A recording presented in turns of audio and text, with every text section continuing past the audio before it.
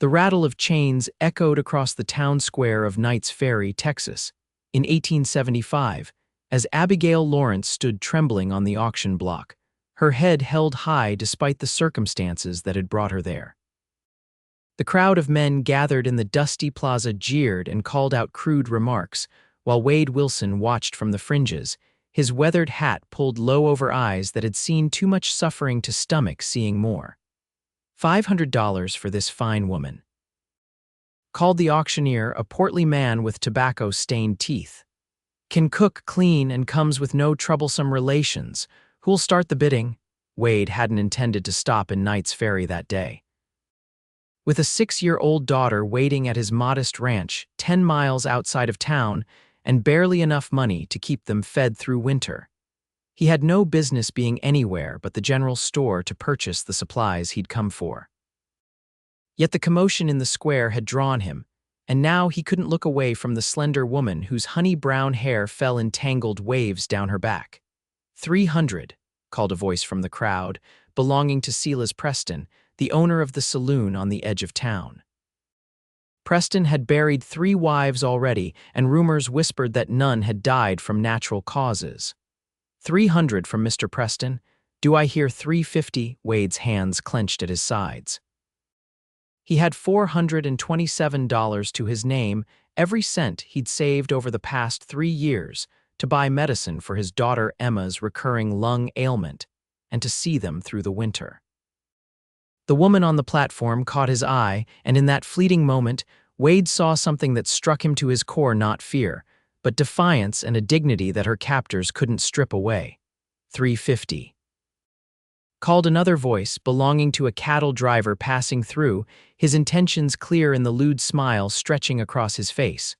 400, Preston countered, stepping closer to the platform. The auctioneer grinned. 400 from Mr. Preston, going once. Wade moved before he could think better of it, pushing through the crowd. $427, he called out, his voice carrying across the square. A ripple of laughter moved through the onlookers. The auctioneer raised an eyebrow. 427 from Mr. Wilson. Mr. Preston, care to make it 450? Preston turned, eyeing Wade with contempt. What's a dirt-poor rancher like you want with her, Wilson? Can barely feed that sickly girl of yours. Wade stepped forward, his voice quiet but firm.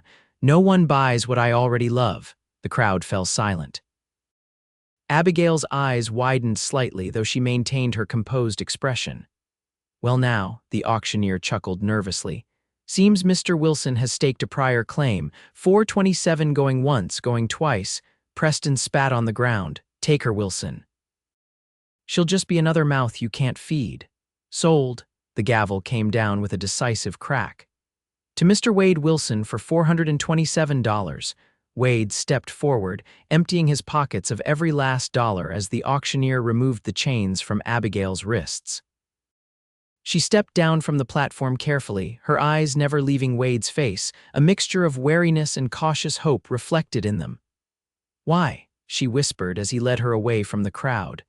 No decent person belongs on an auction block, he replied simply, guiding her toward his wagon. I'm Wade Wilson. I have a small ranch outside of town and a daughter named Emma. Abigail Lawrence, she replied, her voice gaining strength. And whatever story you told them back there about loving me, I know it isn't true. Wade helped her into the wagon. It got you off that platform, didn't it? He climbed up beside her, taking the reins. Miss Lawrence, I don't expect anything from you. You're free to go wherever you like once we're clear of town. I'll give you enough money for a stagecoach fare. Abigail studied him, her intelligent eyes taking his measure. You just spent every dollar you had. How exactly do you plan to give me stagecoach fare? Wade's weathered face broke into a small smile. Good point. Where are we going? She asked as the wagon lurched forward. Home, Wade replied, flicking the reins. At least for tonight. Tomorrow we can figure out what comes next.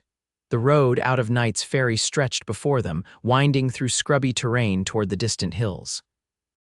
Wade kept his eyes on the path ahead, acutely aware of the woman beside him who sat with her back straight, hands folded in her lap, her profile outlined against the setting Texas sun. Your daughter, Abigail said after a long silence. You mentioned she was sickly. Wade nodded. Emma has weak lungs, gets the fever something fierce when the seasons change. His hands tightened on the reins. Money I spent today was partly for her medicine. Abigail turned to face him fully. I'm a nurse, Mr. Wilson, or I was before. She hesitated, before circumstances changed. Perhaps I could help your daughter.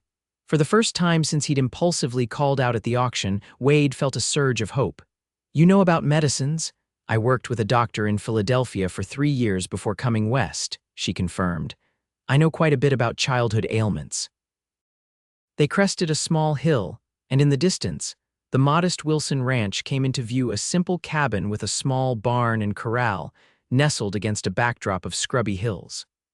It wasn't much, but Wade had built every inch of it with his own hands after his wife Sarah had died giving birth to Emma. It's not much, Wade said, echoing his thoughts. It's not an auction block, Abigail replied quietly. That makes it paradise by comparison.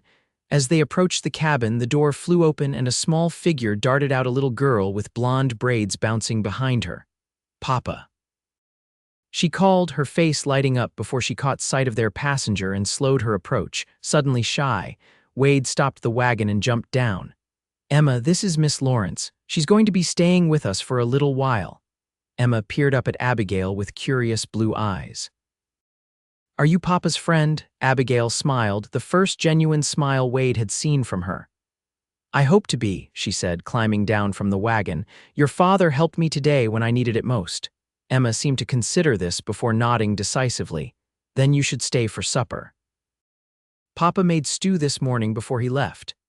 That sounds wonderful, Abigail said, following the little girl toward the cabin.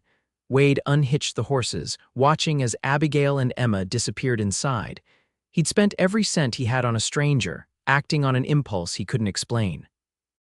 By rights, he should be terrified of what tomorrow would bring.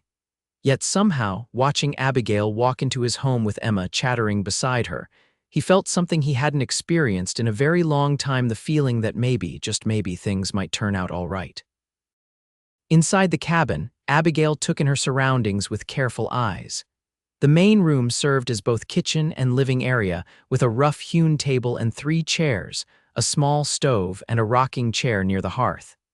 2 doors led off to what she presumed were bedrooms. Everything was simple but meticulously clean, speaking to Wade's care for his home and daughter. Papa says I have to rest when my chest feels tight, Emma was explaining, climbing onto one of the chairs. But I don't like resting, it's boring. Being sick is very boring, Abigail agreed, moving to the stove where a pot of stew simmered. May I? She asked, gesturing to the wooden ladle. Emma nodded.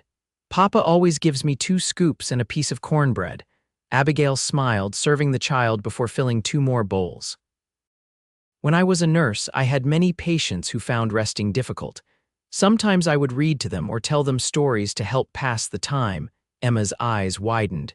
You're a nurse, like the ones who make people better. That's right, Abigail confirmed, setting the bowls on the table as Wade entered the cabin. Miss Lawrence was just telling me she's a nurse, Papa, Emma exclaimed. She can make me better when I get the tight chest. Wade hung his hat on a peg by the door, his expression a mixture of gratitude and something more complex. That would be a blessing indeed, he said, washing his hands in the basin by the door before joining them at the table. Thank you for serving the meal, Miss Lawrence. Please call me Abigail, she said, taking the remaining seat. And it's the least I can do, considering. Wade nodded, understanding the debt she felt. Emma, would you say grace for us? The little girl folded her hands and bowed her head.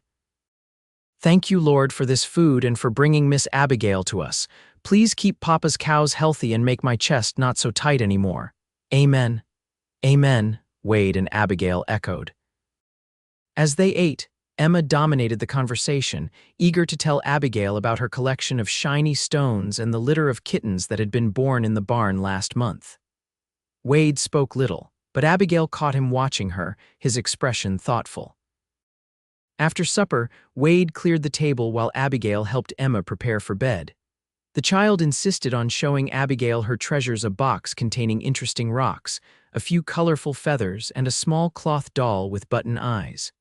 Her name is Sally, Emma explained, holding up the doll. Mama made her before she went to heaven. Abigail gently touched the doll's worn face. "She's beautiful. Your mama must have been very talented." Emma nodded solemnly.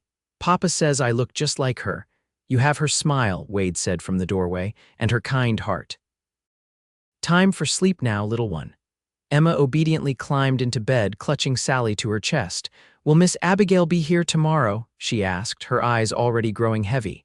"We'll see," Wade said, tucking the blankets around her. "Sweet dreams, Emma." Once Emma was settled, Wade led Abigail back to the main room. "You can take my bed," he said, gesturing to one of the doors. "I'll sleep out here by the fire." "I couldn't possibly," Abigail began to protest. "Please," Wade interrupted gently. "You've had a difficult day, I insist." Abigail hesitated, then nodded. "Thank you for everything." When Wade had settled himself near the hearth, Abigail retreated to his room, a sparse space containing little more than a bed, a chest of drawers, and a small table with a Bible resting on it.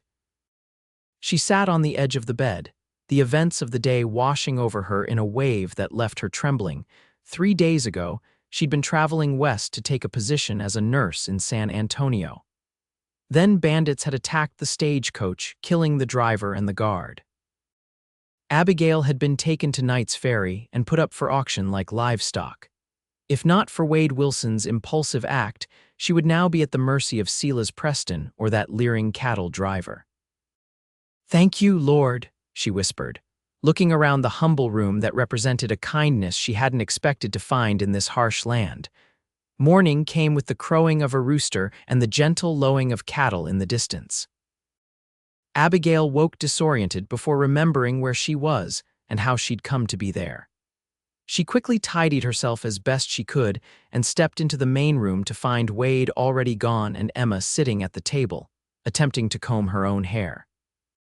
"Good morning," Abigail said, moving to help the child. "Where's your father?" "Milking Bessie and feeding the animals," Emma replied, handing over the comb gratefully. "He always does chores first thing." Abigail gently worked through the tangles in Emma's hair. "Does your chest feel tight this morning?" Emma shook her head. "Not today, but it gets bad when the weather changes." "Well, I know some treatments that might help when it does," Abigail said, deftly braiding the girl's hair.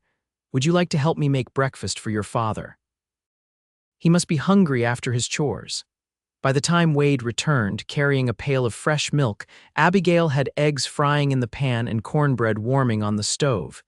"You didn't have to do this," he said, setting down the pail. "I wanted to," Abigail replied. "It's a small way to thank you."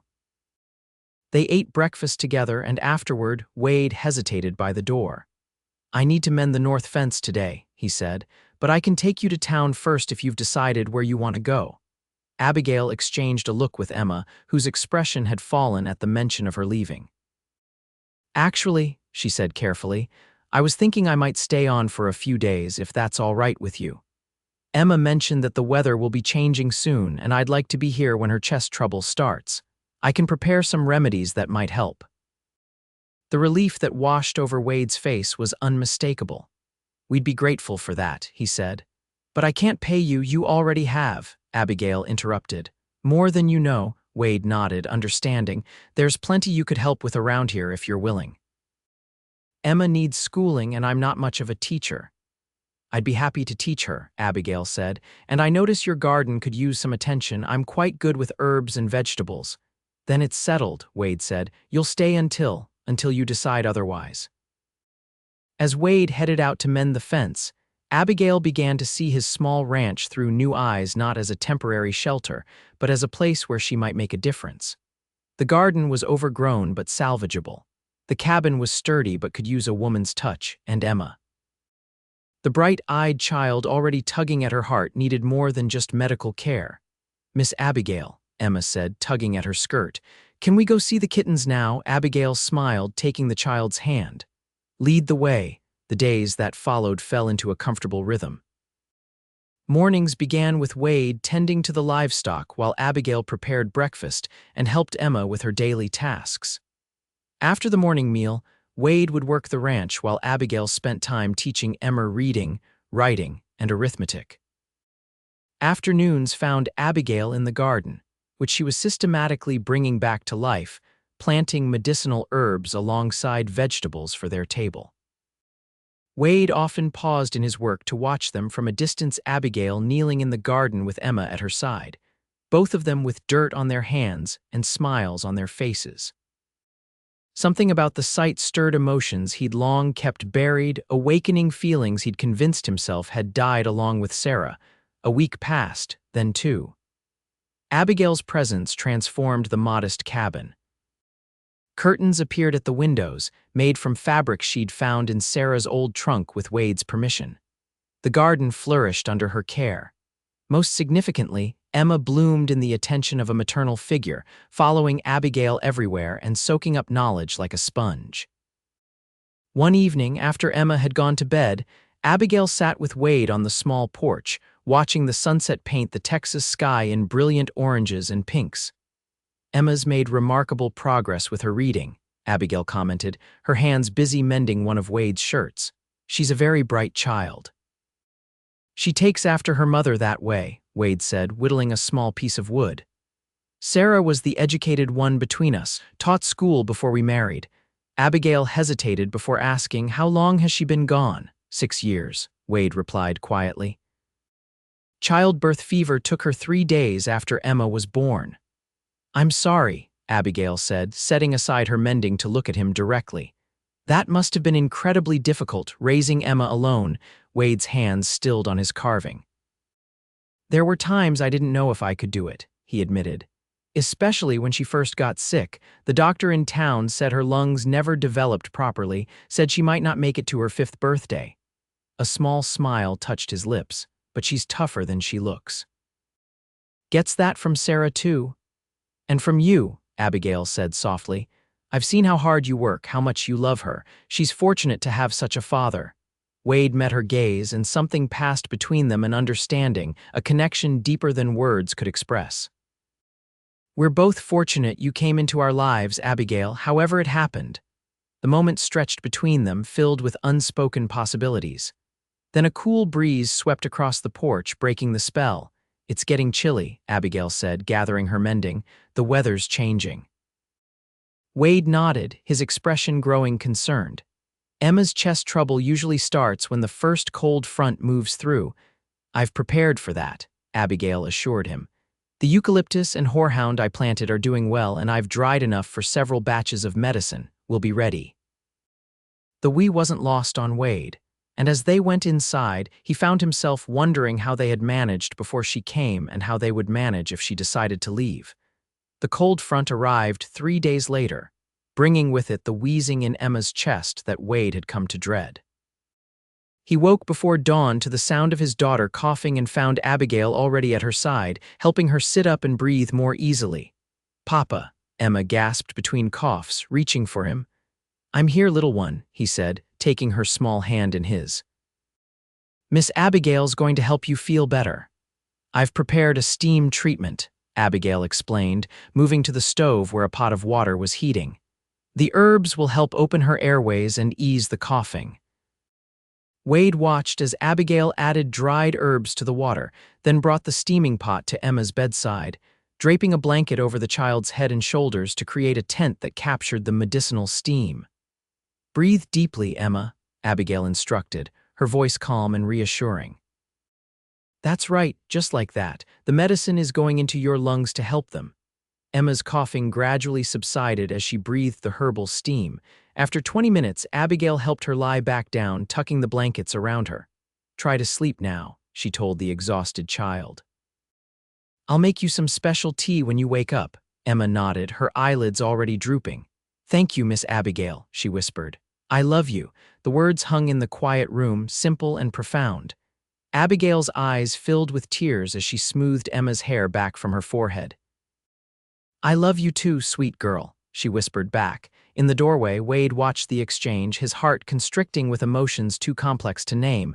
When Abigail finally rose and joined him in the main room, her cheeks were damp with tears. "I'm sorry," she said, wiping them away. "It's just... no one has said that to me in a very long time." "Emma speaks her heart," Wade said. "Always has, and she's right to love you. You've brought light back into this home, Abigail." She looked up at him, vulnerability plain in her eyes. "This feels more like home to me than anywhere I've been since my parents died 10 years ago. I know I should continue on to San Antonio, take the nursing position that's waiting for me, but, Wade prompted when she trailed off. But I find I don't want to leave, she admitted. Emma needs ongoing care for her condition. Your ranch needs attention that one man alone can hardly provide, and she hesitated, gathering her courage. I've come to care deeply for both of you. Wade took a step toward her, closing the distance between them. Then don't leave, he said simply. Stay, be part of our family. Abigail's breath caught. Wade, are you asking? I'm asking if you might consider a more permanent arrangement, he said carefully. Not right away, we hardly know each other, but in time if your feelings were to align with mine. And what are your feelings? She asked, her voice barely above a whisper. Wade reached out, gently taking her hand in his. When I told that auctioneer that no one buys what I already love, it was a lie. But I'm starting to think it might become the truth, if you'll give me the chance to earn your heart. Abigail's fingers tightened around his. I think my heart is already more yours than I realized, she confessed. And Emma's too. The thought of leaving you both feels like tearing myself in half. Then don't, Wade said again, more firmly this time. Stay, let's see where this path leads us. The moment was interrupted by another bout of coughing from Emma's room. Abigail quickly pulled away, moving to check on the child, but the connection between them remained a fragile, newborn thing full of promise and possibility. The days that followed brought more changes to the Wilson ranch. Emma's health improved steadily under Abigail's care, the herbal treatments working better than any medicine the town doctor had prescribed. The cold front passed, leaving behind clear skies and crisp autumn days perfect for completing the harvest and preparing for winter. Word spread through Knights Ferry about the woman staying at Wade Wilson's ranch, the woman he'd claimed to love at the auction. Gossip flourished, some of it unkind, especially when Silas Preston fueled the rumors with his own bitter speculations about Wade's intentions. Folks are talking, Wade told Abigail one evening as they sat shelling peas together while Emma slept. Preston's been telling anyone who'll listen that I bought you for improper purposes. Abigail's hands stilled on the pea pods. Does it bother you what they think? Wade shook his head. I've never much cared for town opinions, but it might make things difficult for you if you venture into Knights Ferry. I'm more concerned about how it affects Emma, Abigail said. Children can be cruel when they repeat things they've heard from their parents. Emma won't start school until next year, Wade replied. By then, he trailed off, not wanting to presume. By then, our situation might be more clearly defined, Abigail finished for him, a soft smile playing at her lips. Their eyes met across the table, and Wade felt a surge of protectiveness toward this woman who had brought such unexpected joy into their lives. Abigail, a sharp knock at the door cut off his words. Wade frowned, reaching for the rifle he kept mounted above the fireplace. Stay here, he instructed, moving cautiously to the door. Who's there? He called. Sheriff Taylor, came the reply. Need a word with you, Wilson. Wade opened the door to find Sheriff Matthew Taylor standing on his porch, looking uncomfortable. Behind him, two other men waited on horseback, one of whom Wade recognized as Jeremiah Foster, the auctioneer from Knights Ferry. Evening, Sheriff, Wade said, not lowering the rifle. What brings you out this way after dark? Taylor cleared his throat. Got a complaint about the woman staying with you, Wilson. Foster here says she was purchased under false pretenses. Abigail appeared at Wade's side, her face pale but composed. What exactly does that mean, Sheriff? It means, Foster interjected, dismounting and stepping forward, that Wilson claimed a prior relationship with you that didn't exist. That's fraud, madam. And what would you have done differently? Wade demanded. Sold her to Preston or that cattle driver, the law's the law, Foster replied. She was rightfully being sold to cover the costs of the stagecoach robbery. Insurance company has a claim. This is absurd, Abigail said, her voice steady despite her obvious distress. I'm a free woman, not property to be sold to cover insurance claims. Not according to the paperwork, Foster argued. Unclaimed survivors of the attack become assets to offset the company's losses. It's in the fine print of every stagecoach ticket. Sheriff Taylor looked deeply uncomfortable. I don't like it any more than you do, madam, but I'm obliged to uphold contracts. If Wilson obtained your sale through false statements, legally you'd need to be returned and re-auctioned. She's not going anywhere, Wade said firmly, raising the rifle slightly. I paid fair and square, Papa. Emma's small voice came from behind them.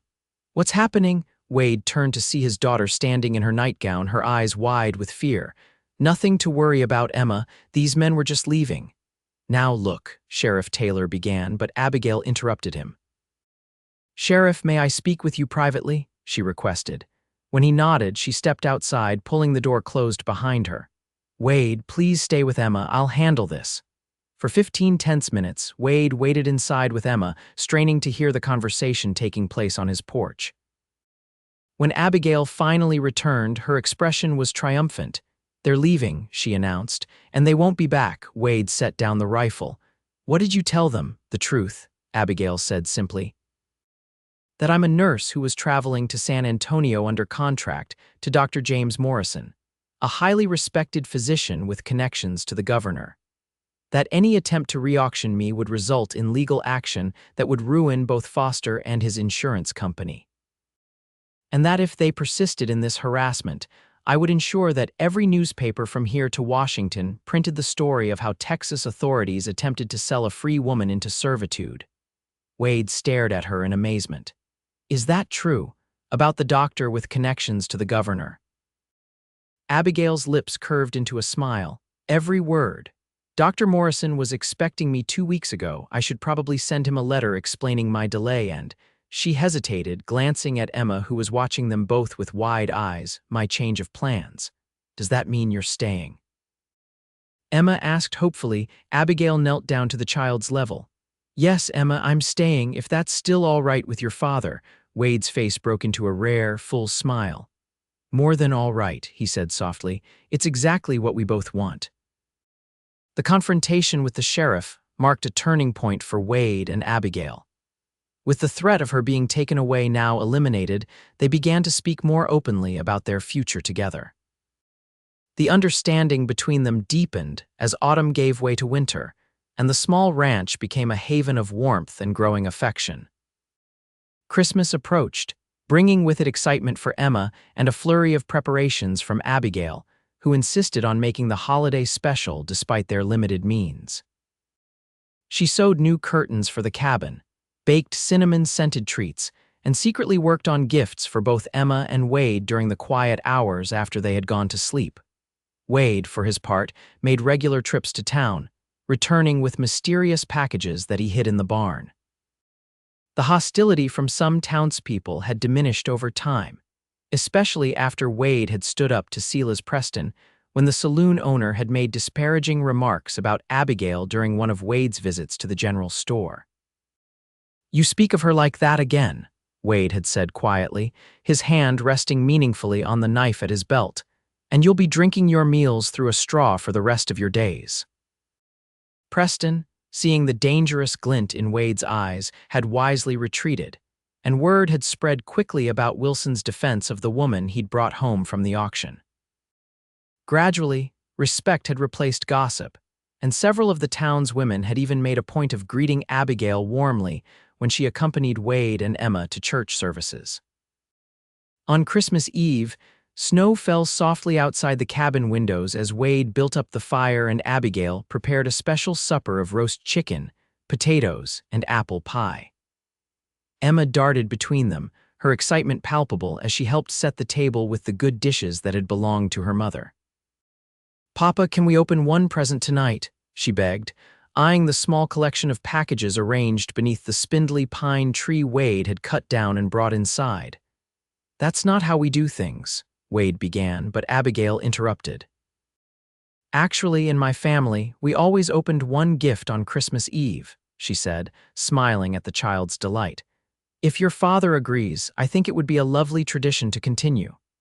Wade looked from Abigail's hopeful face to Emma's pleading one and shook his head in mock defeat. I see I'm outnumbered. All right, one gift each tonight. After supper, they gathered around the tree. Emma carefully selected a small package wrapped in brown paper and decorated with a sprig of holly. This one's for you, Papa, she said proudly. Miss Abigail helped me make it. Wade unwrapped the gift to find a small wooden frame containing a drawing of the three of them standing in front of the cabin, with our family carefully printed beneath in Emma's handwriting. "It's beautiful," he said, his voice thick with emotion. "Thank you, Emma. This is a treasure I'll keep forever." Emma beamed before turning to Abigail. "Your turn." Abigail selected a package from under the tree, curious about its contents. Unwrapping it revealed a small leather-bound book of poetry. "Oh, Wade," she breathed, opening the cover to find an inscription. "For Abigail, who brings poetry to our lives, with deepest affection, Wade. I noticed you admiring it in the general store last month," he explained, a hint of color rising in his cheeks. "Mrs. Chambers at the store helped me order it special from Dallas." "It's perfect," Abigail said, meeting his eyes with a gaze filled with unspoken emotion. "Thank you." Emma could hardly contain herself as Wade handed her a package. She tore off the paper to reveal a beautiful porcelain doll with blonde hair and blue eyes, wearing a dress of deep blue velvet. "She looks like me," Emma gasped, carefully lifting the doll from its box. "And like Mama in the picture, she does," Wade agreed softly. "Her name is whatever you want it to be. I'm going to call her Hope," Emma decided after a moment's thought, "because that's what Miss Abigail brought us, Hope." Abigail's eyes filled with tears, and Wade reached across the space between them to take her hand, his thumb gently stroking her palm in a gesture that had become familiar and cherished. After Emma had gone to bed, clutching her new doll to her chest, Wade and Abigail remained by the fire, the cabin quiet except for the crackling of flames and the occasional soft sound of falling snow against the windows. "I have another gift for you," Wade said, reaching into his pocket. "One I didn't want to give you in front of Emma in case." He produced a small box wrapped in a scrap of blue ribbon. Abigail took it with trembling fingers, untying the ribbon and opening the lid to reveal a simple gold band set with a small, perfect pearl. "It was my mother's," Wade explained, his voice low. "She gave it to me before she died, said it should go to the woman who would help me rebuild after I lost Sarah. I didn't understand what she meant then, but I do now." Abigail looked up from the ring, her heart in her eyes. "Wade. I'm not a wealthy man," he continued. "This ranch barely provides enough for Emma and me. I can't offer you the life you might have had in San Antonio working for your doctor friend. But I can promise to love you every day for the rest of my life, to build a family with you." Abigail pressed her fingers to his lips, silencing him. "The only life I want is here with you and Emma. I knew it the moment you said those words at the auction, even though they weren't true then." "They're true now," Wade said, taking her hand. "No one buys what I already love, and I do love you, Abigail Lawrence, with all my heart." "And I love you, Wade Wilson," she replied, tears spilling onto her cheeks. "Yes, I'll marry you 1,000 times, yes." Wade slipped the ring onto her finger, then drew her into his arms, his lips finding hers in a kiss that sealed their promise and their future together. They were married on New Year's Day in the small church in Knights Ferry, with Emma serving as flower girl and the entire town turning out for the celebration. Even Silas Preston came, offering gruff congratulations and a bottle of his finest whiskey as a peace offering. The story of how they had met became a favorite tale in the county, the rancher who had spent his last dollar to save a woman from auction, claiming a love that would later become real. Spring brought new life to the Wilson Ranch calves in the pasture, chicks in the henhouse, and the news that Abigail was expecting a child of her own. Emma's delight at the prospect of becoming a big sister knew no bounds, and she insisted on helping Abigail prepare the small room adjacent to theirs that would become the nursery. "You want a brother or a sister?" Abigail asked her one afternoon as they sorted through baby clothes that the women from church had donated. Emma considered the question seriously. "A brother, I think. Then we'd have one of each in our family." Abigail smiled, resting a hand on her still flat stomach. "We'll have to wait and see what God decides to send us. Papa says it doesn't matter as long as the baby is healthy and has your kind heart," Emma informed her matter-of-factly. "Did he now?" Abigail asked, touched by the sentiment. Emma nodded. "He told Mr. Jenkins at church. He said you saved us both, and any child with your goodness in them would be a blessing." Tears sprang to Abigail's eyes, a common occurrence these days with her changing body. "Your father says the sweetest things when I'm not around to hear them," she laughed, wiping away the moisture. "He says lots of nice things about you to me," Emma confided. "He says you're the strongest woman he's ever known and the bravest and the prettiest." "Well, I think your father is pretty wonderful himself," Abigail replied, folding a tiny gown, "and so are you, my sweet Emma. I couldn't have wished for a more perfect daughter if I'd dreamed you up myself." Emma beamed at the praise, then grew thoughtful. "Mama would be happy, wouldn't she, that you're here taking care of us?" Abigail drew the child into a gentle embrace. "I believe she would. I think mothers always want their children and the people they love to be happy and cared for, even when they can't be here to do it themselves." That evening, when Wade returned from working the fields, he found Abigail sitting on the porch, her hands busy with knitting a new skill she was learning from Mrs. Jenkins, the pastor's wife. "What are you making?" he asked, settling beside her after washing up. "A blanket for the baby," she replied, holding up the soft yellow yarn. "Yellow works for either a boy or a girl," Wade smiled, reaching out to touch the delicate stitches. "Emma's convinced it's a boy. So she told me," Abigail said. "Would you prefer a son?" "I'd prefer whatever makes you happiest," Wade answered honestly. "Boy or girl, this child will be loved beyond measure." Abigail set aside her knitting to take his hand. "Sometimes I wonder if I'm dreaming all this," she admitted. 8 months ago, I was on a stagecoach heading for a life I thought I wanted. Then everything went wrong in the most terrible way, only to lead me to something more wonderful than I could have imagined." "Not a dream," Wade assured her, lifting her hand to kiss the gold band that now encircled her finger. "Though I sometimes wonder myself how I got so fortunate. I was just a struggling rancher with a sickly daughter and no prospects. Now I have a beautiful wife, a thriving child, and another on the way. And don't forget the new bull," Abigail teased, referring to the animal Wade had purchased with money they'd saved over the winter. "According to you, he's going to revolutionize our herd." "He is at that," Wade chuckled. "But I'd trade him and every cow on this ranch for what really matters, you and our children." As summer progressed, Abigail's pregnancy became more pronounced, and with it came both joy and concern. Emma's health continued to improve under Abigail's careful nurturing, but the summer heat brought challenges for the expectant mother. Wade worried constantly, insisting she rest during the hottest parts of the day and taking on more household tasks to ease her burden. In late August, as Abigail entered her 7th month, a letter arrived from San Antonio from Dr. James Morrison, the physician she had been traveling to work for when the stagecoach was attacked. "He's coming to Knights Ferry," Abigail announced, reading the letter with surprise. "He's participating in a medical conference in Dallas next month and wishes to detour to visit me on his return journey." Wade looked up from the boot he was mending.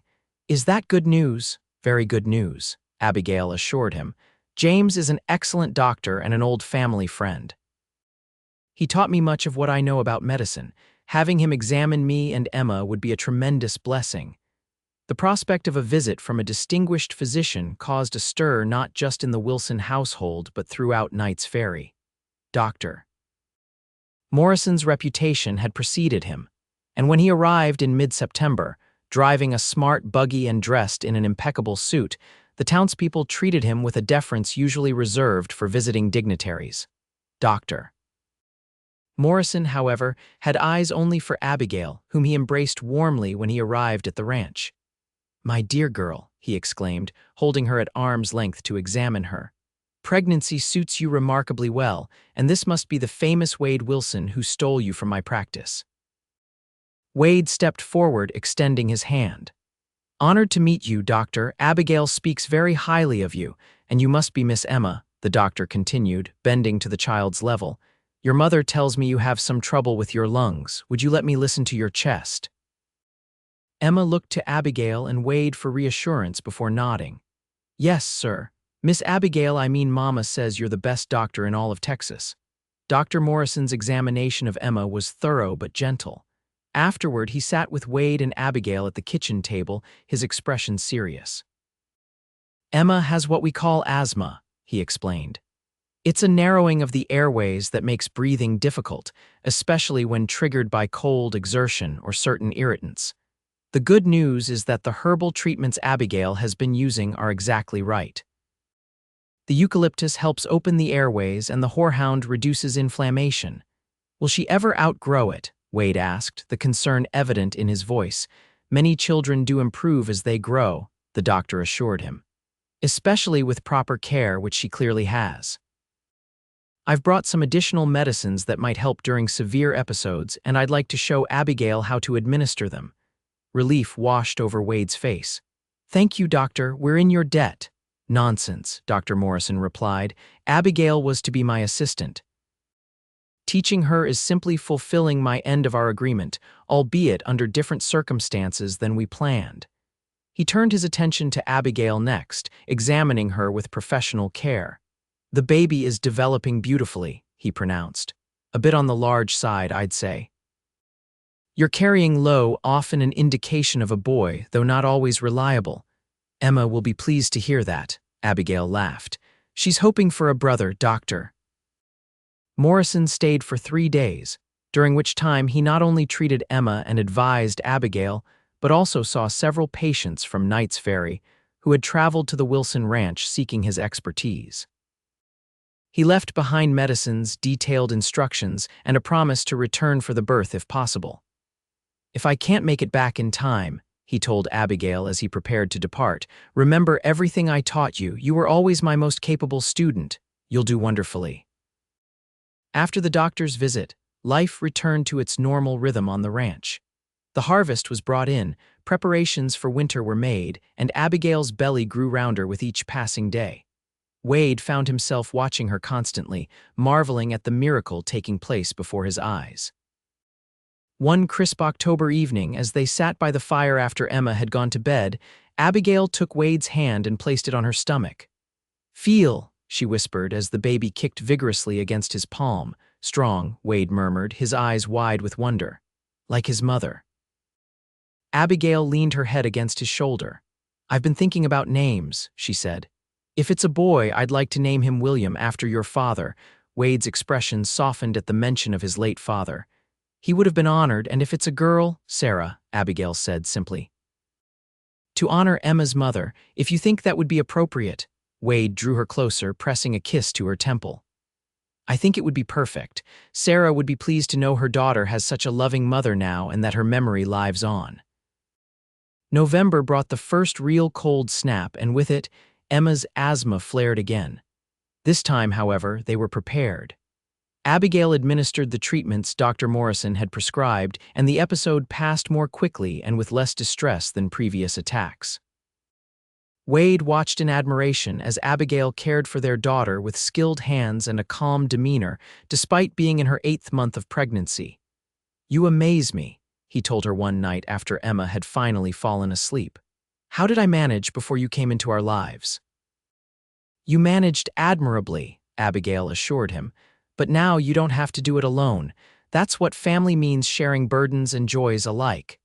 As November drew to a close, the baby showed no signs of making an early appearance. Dr. Morrison sent word that he would be delayed in returning for the birth due to an outbreak of influenza in San Antonio that required his attention. Though disappointed, Abigail was not overly concerned. She had assisted with enough deliveries to feel confident, and Mrs. Jenkins from town had agreed to come stay at the ranch when the time came. The first week of December passed, then the second. Abigail grew increasingly uncomfortable as the baby seemed to gain weight daily. Wade hovered anxiously, reluctant to leave her side even to tend to necessary ranch work. You can't neglect the cattle, Abigail scolded him gently. I promise not to have this baby while you're checking the north pasture, Wade grimaced. I don't like leaving you alone. I'm hardly alone with Emma here, Abigail pointed out, and Mrs. Jenkins is only a 3-mile ride away. Please, Wade, everything will be fine. Reluctantly, Wade agreed to complete his necessary tasks, though he made Emma promise to run to the nearest neighbor if Abigail showed any signs of labor. 3 days before Christmas, with still no sign of the baby's arrival, Wade rode into Knights Ferry to purchase the few remaining items on Abigail's holiday list. He had just finished loading his purchases into the wagon when he noticed dark clouds gathering on the horizon. The shopkeeper followed his gaze and shook his head. "That's a blue norther coming, Wilson. You'd best hurry home before it hits. Temperature'll drop 20 degrees in an hour once it gets here." Wade thanked him and set off immediately, pushing the horses harder than he normally would. The wind picked up as he drove, carrying with it the unmistakable scent of approaching snow. By the time the ranch came into view, the first fat flakes were beginning to fall, and the temperature had already dropped noticeably. As he approached the cabin, Wade saw Emma standing on the porch, frantically waving her arms. His heart lurched in his chest as he urged the horses into a gallop for the final stretch. "Papa," Emma cried as he jumped down from the wagon. "The baby's coming, Mama said to get Mrs. Jenkins, but I was afraid to leave her alone." Wade knelt to his daughter's level, gripping her shoulders gently. "You did right, Emma. How long has she been in labor?" "Since this morning," Emma replied, her eyes wide. "She said not to worry you because it would be hours and hours, but then the pains got really bad, and she told me to watch for you." "Go to the Parkers' farm," Wade instructed, referring to their closest neighbors. "Tell Mrs. Parker that Abigail's in labor and we need her to fetch Mrs. Jenkins from town." Emma nodded, her expression determined despite her fear. "I will, Papa." "That's my brave girl," Wade said, giving her a quick embrace. "Now go quickly and be careful, the storm's coming fast." As Emma set off down the path to the neighboring farm, Wade hurried into the cabin to find Abigail leaning against the kitchen table, her face contorted in pain as a contraction gripped her. "Wade," she gasped as the pain eased. "The baby's coming faster than I expected, and the storm." "Don't worry about the storm," Wade said, moving to support her. "Emma's gone for help. Let's get you to bed." He helped her to their bedroom, where she had already laid out clean sheets and the supplies she would need for the delivery. As he eased her onto the bed, another contraction seized her, this one stronger than the last. "They're very close together," she panted when it passed. "This baby isn't going to wait for Mrs. Jenkins." Wade felt a surge of panic. "What do? I don't know how to deliver a baby." Abigail managed a small smile despite her discomfort. "I do. You'll help me and we'll do this together, just like everything else."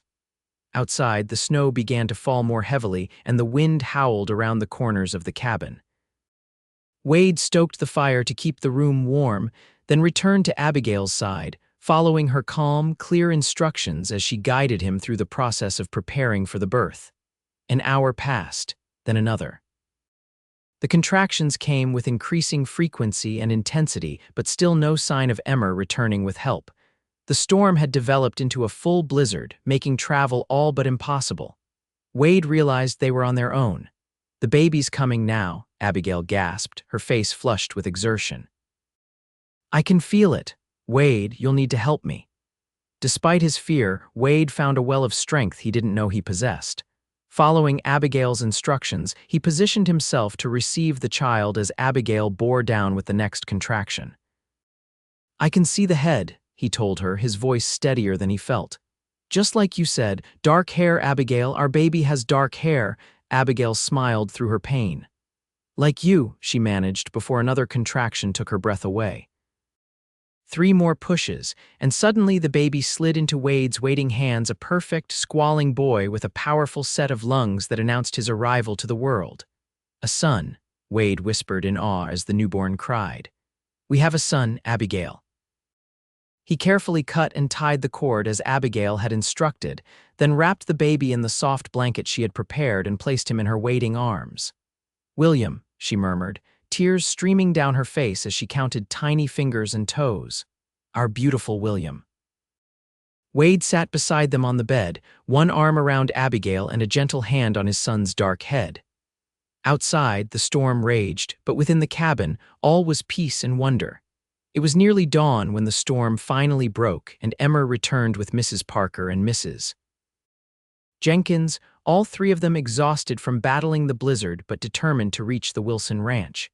They found Wade sitting in the rocking chair by the fire, holding his newborn son while Abigail slept peacefully in the bedroom.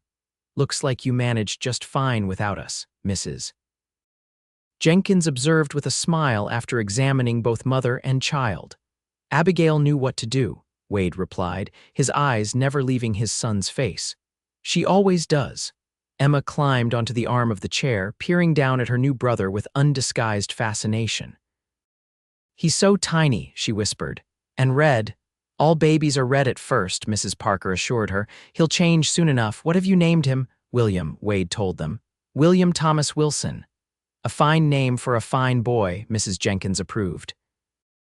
"Born in a blizzard with just his pa to help him into the world. He'll have stories to tell, that one." The next day, Christmas Eve, Dr. Morrison arrived, having pushed through the aftermath of the storm as soon as the roads were passable. He examined Abigail and the baby, pronouncing them both in excellent health. "You've done well, my dear," he told Abigail as she nursed William. "Both as a mother and as a medical practitioner, the delivery couldn't have been handled better if I'd been here myself." "I had an excellent teacher," Abigail replied, smiling up at him, "and a wonderful assistant." She reached for Wade's hand, squeezing it gratefully. Dr. Morrison observed the three of them, Wade, Abigail, and the infant, with satisfaction. "I came to Knights Ferry expecting to find you in need of rescue," he admitted. "Instead, I find you exactly where you belong." "This is where I was always meant to be," Abigail agreed, looking around the simple cabin that had become her beloved home. "Even if the path that brought me here was unexpected." That evening, they celebrated Christmas Eve as a family of 4, with Dr. Morrison joining them as an honored guest. Emma proudly held her brother while Wade and Abigail exchanged knowing glances across the table, their hearts full of gratitude for the journey that had brought them together. After Emma had gone to bed, still insisting on sleeping with her new doll Hope clutched in one arm, Wade and Abigail stood by the window with William nestled between them, watching the stars emerge in the clearing sky. "1 year ago, I stood in that auction square in Knights Ferry," Abigail mused, terrified of what my future held. "And now here I am, with more love and happiness than I ever dreamed possible." "When I said no one buys what I already love," Wade said softly, "I had no idea how prophetic those words would become. It feels like my heart was waiting for you before I even knew you existed." Abigail leaned against him, their son sleeping peacefully in her arms. "Do you ever regret it?" "Spending every penny you had on a stranger," Wade smiled, pressing a kiss to her temple. "Best investment I ever made." Outside, a gentle snow began to fall again, covering the landscape in a blanket of pristine white. Within the warm cabin, the Wilson family, Wade, Abigail, Emma, and newborn William, stood together at the threshold of their future, bound by a love that had begun with an impulsive act of compassion and grown into something deeper and more enduring than either could have imagined. The years that followed brought many changes to the Wilson ranch. William grew into a sturdy boy with Wade's dark hair and Abigail's gentle disposition. Emma's asthma gradually improved as she entered adolescence, though it never completely disappeared. The herd expanded, and with careful management and Wade's hard work, the ranch began to prosper. 2 years after William's birth, Abigail delivered twin girls, Sarah and Elizabeth, completing their family. Dr. Morrison returned for this delivery, bringing with him medical equipment and books for Abigail, who had begun serving as an informal nurse for the surrounding farms, using her knowledge to help those who couldn't afford the town doctor's fees. Knights Ferry grew as well, with the railroad eventually connecting it to larger cities, bringing new opportunities and prosperity. Silas Preston sold his saloon and moved west, while Foster, the auctioneer, left town under a cloud of suspicion after several of his business dealings came under scrutiny. Through it all, the bond between Wade and Abigail only strengthened. The love that had begun as a convenient fiction spoken on an auction block had blossomed into a partnership so deep and true that neighbors often remarked they seemed to communicate without words, anticipating each other's thoughts and needs with uncanny accuracy. On their 10th wedding anniversary, Wade presented Abigail with a deed to 10 additional acres adjoining their property land that included a natural spring he knew she had always admired. "For your garden," he told her as they stood beside the bubbling water. And for whatever else you might dream up. Abigail, her beauty only enhanced by the passing years, smiled up at her husband. What I dreamed of, I already have, she said, echoing the words that had changed the course of their lives. No one buys what I already love. And as they returned home to their children and the life they had built together, both knew with absolute certainty that some purchases made with the last penny to one's name and a heart full of compassion yielded returns beyond all measure or expectation. In saving Abigail that day in Knights Ferry, Wade had saved himself as well, finding in her eyes the future he hadn't known he was seeking.